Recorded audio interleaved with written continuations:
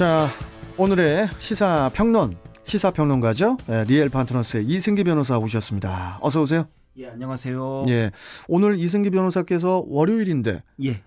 이렇게 그 슈트를 안 입고 오신 거 보니까 오늘 그 법정에 안 나가시는 것 같은데. 오전에 재판이 없습니다. 그래서 오후에 좀 갈아입고 가려고 합니다. 회사에서. 네, 알겠습니다. 저도 되게 예리하죠. 아, 예리하십니다. 네, 알겠습니다. 자, 첫 번째 이슈 전해주시죠. 예, 첫 번째 이슈는 북한 신형 무기 공개입니다. 그 북한이 지난 10일 노동당 창건 75주년을 맞아서 심야 열병식을 이제 개최를 했어요. 예. 특히 이제 열병식 마지막 순서로 등장한 그 신형 대륙간 탄도 미사일 ICBM을 두고 또 이제 논란이 있는데 미국 본토까지도 이제 타격이 가능한 뭐 그런 능력을 또 갖추고 있다고 하죠. 예, 북한이 이번 그 신형 ICBM의 명칭을 공개하진 않았습니다. 하지만 기존 화성 15형의 업그레이드 버전인 이제 화성 16형으로 볼 수 있다는 평가가 많은데요. 특히 이번에 공개된 이 ICBM은 16축, 그러니까 한쪽이 11개의 바퀴로 이루어져서 총 22개의 바퀴로 구성이 됐습니다. 그래서 11축 22륜의 이동식 발사 장치에 실려 있었는데요. 기존 화성 15형이 9축 18륜 발사 차량에 실린 것을 보면은 미사일 길이도 길어지고 직정도 굵어져서 이제 사거리가 확장된 것으로 판단이 됩니다. 특히 미사일의 탄두부 길이도 길어져서 이제 다탄두 탑재형일 가능성도 제기가 되는데요. 결국 이번 신형 ICBM에 핵을 탑재하면 핵미사일이 되고 확장된 사거리를 예측해 보면은 1만 5천 킬로미터 정도 된다고 하니 미국 본토까지도 타격이 가능한 상황입니다. 북한이 이제 미국과의 관계가 악화된 상황인데도 이번 열병식에서 신형 ICBM 이외에도 또 SLBM을 비롯한 최첨단 전략 무기를 이제 공개를 했는데 뭐 이유가 있을까요? 예, 일단 열병식이 이제 군사 퍼레이드 아닙니까? 예. 결국에는 군사 퍼레이드라는 거는 이제는 군사적인 힘을 과시하는 자리인데요. 예. 이번에 공개된 이제는 SLBM, 이제 잠수함 발사 탄도 미사일은 사실 어디서 발사될지 모르는 겁니다. 어디서든 발사되면은 그 사거리는 전 세계로 다 가기 때문에 대단히 이제는 우리의 군사 힘이 이 정도 세다라는 거를 이제는 과시한 건데요. 예. 이는 북한이 유엔의 대북 제재로 인해 이제 심각한 경제 위기에 빠져 있고 이는 코로나19 사태로 더욱 극심해진 상황입니다. 하지만 대북 제재에 대한 결정권은 미국이 가지고 있는데 문제는 미국이 이제는 대선을 앞두고 있다는 겁니다. 트럼프 대통령이 재선이 되든 아니면은 바이든 후보가 바이든 후보가 이제 당선이 되든 간에 이제 미국의 대북 정책의 이 강경함은 아마 변하지 않을 것으로 예상이 되는데요. 결국 이번 열병식에서 이런 신형 무기를 공개한 것이 향후 미국의 이제 새로운 행정부에게 이제는 그 향후 대북 협상에서 협상력을 높이기 위한 전략이 아닌가라는 분석이 가장 많고요. 특히 이번에 신형 ICBM에 대해서는 아직 실험 발사를 하지 않았습니다. 이 시험 발사도 결국에는 차기 행정부가 북한에 대해서 어떤 태도를 취하는지를 보고 그다음에 이제 시험 발사 여부가 결정될 것으로 보입니다. 특히 이제는 김정은 국무위원장이 이날 연설을 통해서 이제 자의적 정당 방위 수단으로서의 정당 억제력을 계속 강화해 나가겠다라고 해서 이런 신형 무기, 아주 괴물 같은 이런 신형 무기가 결국 정당 방위 수단으로 마련이 됐다는 것을 언급했고요. 그리고 만약 그 어떤 세력이든 우리 국가의 안전을 침해한다면은 그래서 우리에게 군사력을 행사한다면 우리 역시도 공격적인 힘을 선제적으로 동원하겠다라고 강조했는데요. 이 부분에서 미국을 직접 언급하진 않았지만은 이번 열병식을 통해 이제 미국을 자극하지 않겠다 이 정도는 보이지만은 결국에는 협상력을 높이겠다라는 의도가 더 큰 걸로 보입니다. 그러니까 이제 전쟁 억제력을 계속 강화해 나가겠다 이렇게 이제 밝혔는데 그리고 그 김정은 위원장이 그 우리나라에 대한 입장도 밝혔는데요. 사랑하는 남녘의 동포라고 칭하면서 하루빨리 코로나19 위기가 극복이 되고 북과 남이 다시 두 손을 마주 잡는 날이 찾아오기를 기원한다는 그런 화해의 메시지를 또 전했어요. 예, 이제 한편에서는 무시무시한 무기를 공개하면서 또 다른 한편에서 메시지는 대단히 유하게 아주 달달한 메시지를 보냈는데요.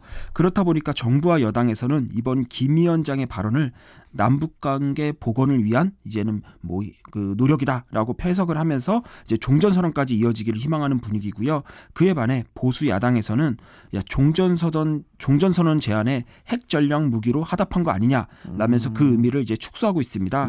그런데 여야의 상반된 입장을 떠나 하나 짚고 넘어갈 것이 최근 우리 공무원 피사 사건에 대해서 청와대가 남북 공동 조사를 요청을 했습니다. 그렇죠. 하지만 김 위원장이 그에 대한 입장은 아직도 밝히지 않고 있는데요. 결국 이번 남북 관계 회복의 메시지는 지난 사건은 덮어두고 이제부터 좀 관계 회복을 하자 이렇게 보입니다.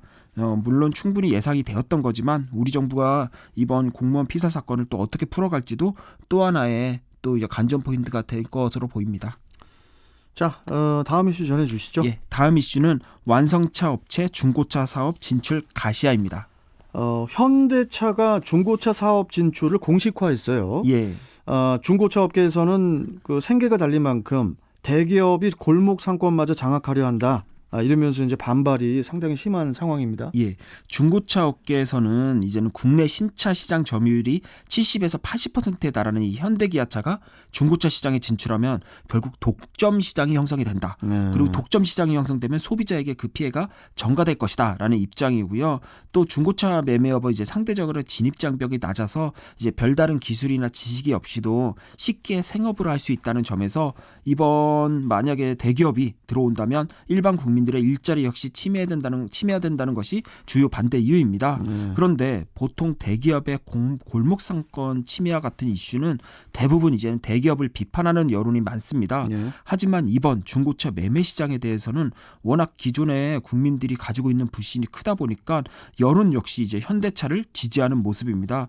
결국 낮은 가격에 허위 매물로 유인을 한 뒤 다른 차량으로 이 강매를 일삼는 일부 악성 중고차 딜러들로부터 국내 소비자를 보호하기 위해선 결국 제대로 된 시스템을 갖춘 대기업이 진입하는 것이 필요하다는 것이 여론인데요. 현대차 역시 이제 소비자 보호를 중고차 시장 진입 명분으로 내세우고 있는 상황입니다.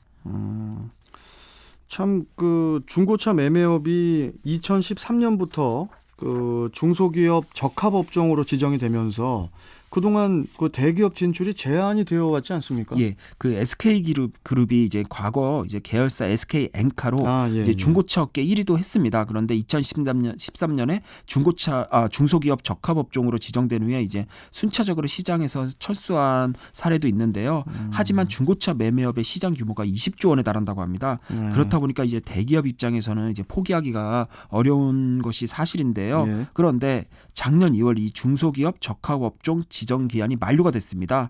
그러자 이제는 중고차 매매업 사업자들이 이제 새로 신설된 생계형 적합업종으로 다시 지정해달라라고 요청을 했습니다.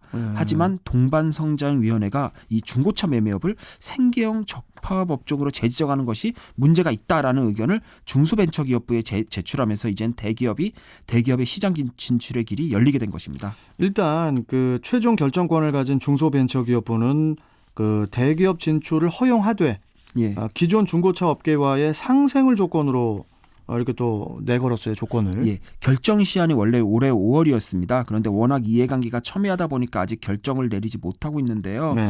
일단 박영선 중기부 장관은 지난 8일 열린 국정감사에서 현대기아차가 이제 중고차 판매업에 진입하면 차 브랜드 가치도 올라가고 소비자 입장에서는 신뢰가 있어서 좋고 그리고 중고 판매업도 그동안의 이미지를 개선할 수 있어서 좋다라고 해서 이제 아까 긍정적으로 봤지만 또 다른 한편으로는 현대기아차가 이익을 내는 걸 목적으로 하지 말고 중고 판매업자들이 사후관리 서비스를 하면서 발생하는 비용을 현대기아차가 분담하는 그런 형태로 상생을 하는 것이 중요하다라는 입장을 밝혔는데요. 일단 중기부는 현대기아차에 추가 상생 방안을 제출하라고 한 상태입니다. 그걸 보고 판단을 하겠다고 하는데요. 상생 협약안에는 아마 기존 사업자들에 대한 지원 방안 그리고 완성차 업체의 사업 범위를 제한하는 내용이 담길 것으로 예상이 되고 있습니다. 자, 일단 오늘 그 2부 때 이승기 변호사, 저희 출경대 2부 때 이제 그 대한부동산학회 서진영 회장하고 또 인터뷰가 있거든요. 그 중개인 없는 부동산 수수료에 대해서 이제 이따가 이야기를 할 건데 요새 이제 이 비대면 판매라든지 이런 것들이 화두가 되고 있어서 아마 제 예상에 또 수년 후가 되면은 이 중고차 매매 시장도 모든 것들이 그냥 온라인화가 되지 않을까. 이런 염려가 또 돼요. 아무래도 비대면이 뭐 우리 법조계도 그렇고 이제는 대세는 그렇게 가지 않을까 생각합니다. 그럼 이제 모든 직업들이 이제 다 비대면이 되는 겁니까? 왠지 나중엔 재판도 온라인 재판을 하지 않을까 그런 생각도 한번 해봅니다. 알파고가 이제 변호사로 나오실 수도 있겠네요. 자, 오늘 말씀은 좀 여기까지 듣고 또 내일 뵙도록 하겠습니다. 자, 고맙습니다. 예, 감사합니다. 네. 자, 시사평론가 리얼파트너스의 이승기 변호사와 함께 했습니다.